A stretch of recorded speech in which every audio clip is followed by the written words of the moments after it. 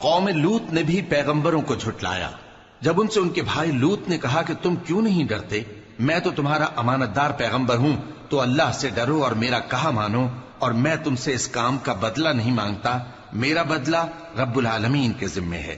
کیا تم دنیا جہان میں سے لڑکوں پر مائل ہوتے ہو اور تمہارے پروردگار نے جو تمہارے لیے تمہاری بیویاں پیدا کی ہیں ان کو چھوڑ دیتے ہو؟ حقیقت یہ ہے کہ تم حد سے نکل جانے والے لوگ ہو۔ وہ کہنے لگے کہ اے لوط، اگر تم باز نہ آؤ گے تو شہر بدر کر دیے جاؤ گے۔ لوط نے کہا میں تمہارے کام سے سخت بیزار ہوں، اے میرے پروردگار مجھ کو اور میرے گھر والوں کو ان کے کاموں کے وبال سے نجات دے۔ سو ہم نے ان کو اور ان کے گھر والوں کو سب کو نجات دی، مگر ایک بڑھیا کے پیچھے رہ جانے والوں میں تھی۔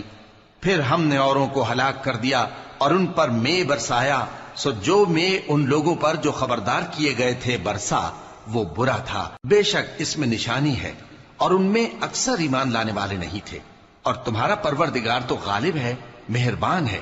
اور بن کے رہنے والوں نے بھی پیغمبروں کو جھٹلایا جب ان سے شعیب نے کہا کہ تم ڈرتے کیوں نہیں، میں تو تمہارا امانت دار پیغمبر ہوں، تو اللہ سے ڈرو اور میرا کہا مانو۔